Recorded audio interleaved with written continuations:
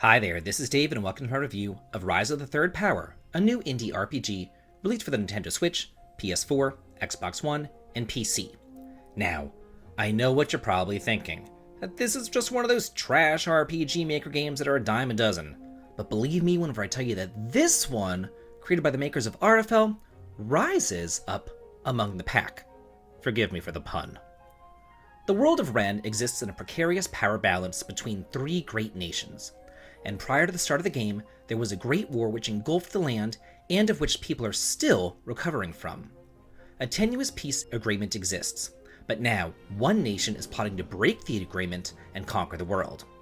Keep in mind that this is just my quick and dirty, spoiler-free summary of the story.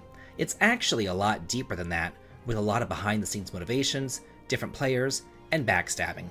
You can really lose yourself in the lore if you so desire.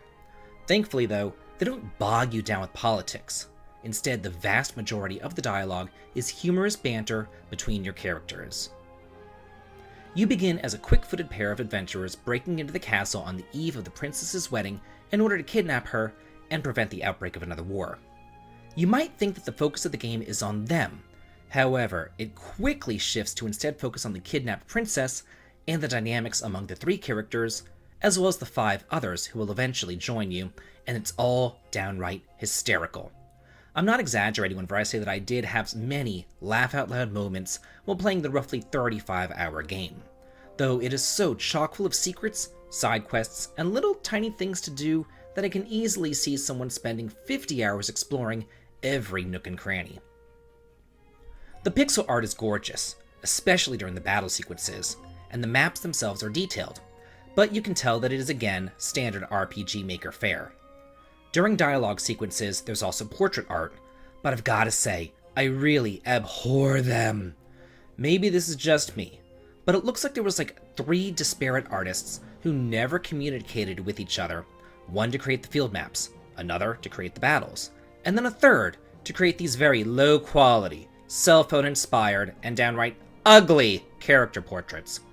Every time I saw them, they took me right out of the game. I hate them. This is an unabashedly SNES-inspired RPG, and SNES games don't have portraits like this. This is my little nitpick, and I can be petty if I want to.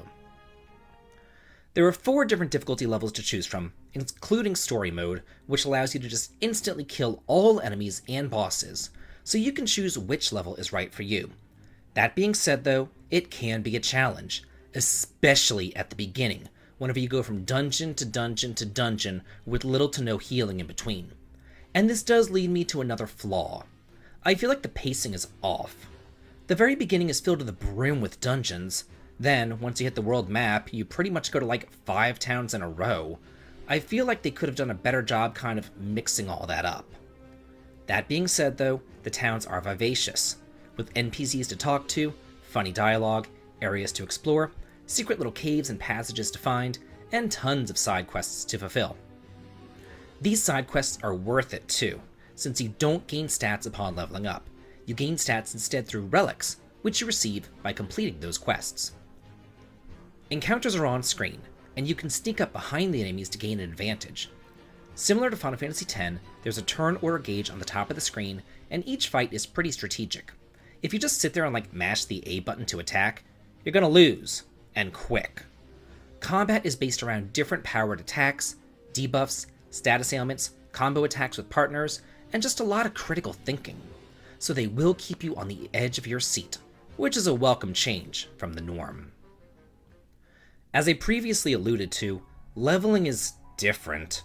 You actually level up as a team, so no one will be left behind. But with each level you gain talent points, which are individually spent. You can gain more stats or new moves with those points. Crafting can also increase your stats. Basically, each time that you craft a new piece of equipment, it's automatically equipped, and it acts as a permanent stat increase. So it really does behoove you to explore and find all the components that you can. Accessories are the only real equipment that you can really fiddle around with and equip on different people. And interestingly, they level up the more that you use them in battle. It's a pretty unique system, but it works really well. Dungeons are another high point, because they're all puzzle-based. You'll need to hit switches, levers, find secret passages, and also keys in order to make your way through. I will say though, they are not frustrating. They're pretty well crafted and they're succinct.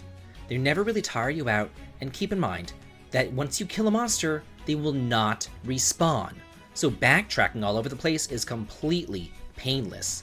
Think of like Lufia 2 dungeons inspired here. I love it.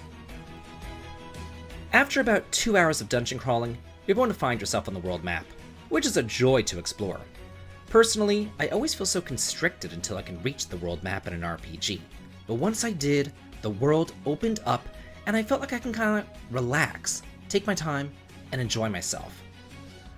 I don't know about y'all, but I approach every single indie game with an air of caution. I place the burden of proof upon the game. The game has to prove to me that it is worth my time. And I'll give it like an hour to prove itself. And if it does, I'll give it another hour. Then it has to continually prove to me that it deserves the next hour and then the next. And I am happy to say that Rise of the Third Power did just that. It deserves its time.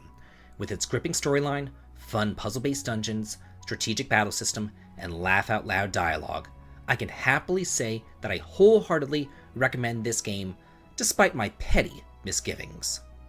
If you like this video and want to do here on the channel, please consider supporting me on Patreon, heading on over to Twitch for some streaming fun, or joining the Discord to chat and hang out. The links to them all can be found in the video description. This has been David, and if you like this, please like, comment, and subscribe, and have a good day.